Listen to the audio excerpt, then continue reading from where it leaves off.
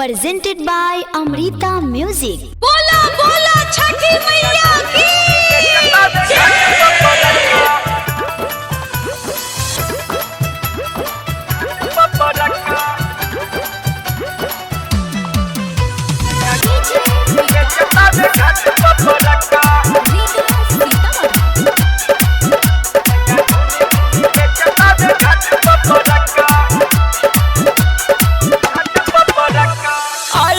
छठ सब कर धूम धड़का आइल बाटे छठ सब कर धूम धड़का सैया घूमी घूमी बेचता बे घाट पपड़का सैया घूमी घूमी बेचता बे घाट पपड़का छठी माई के घाटे सब करे धूम धड़का छठी माई के घाटे सब करे धूम धड़का सैया घूमी घूमी बेचता बे घाटी पपड़का सैया घूमी घूमी बेचता बे घाटी पपड़का।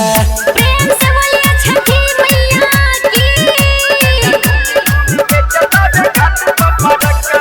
आप सुन रहे हैं अमृता म्यूजिक की शानदार प्रस्तुति। बोला बोला छठी मैया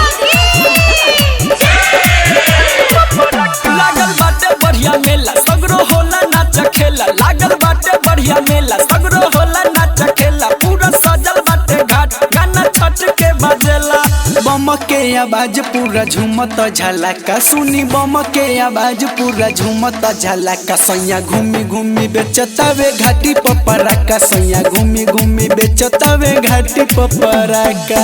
प्रेम से बोलिए छठी मैया की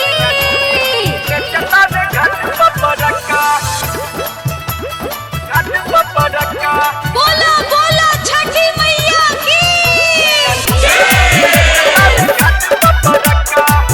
आप सुन रहे हैं अमृता म्यूजिक की शानदार प्रस्तुति।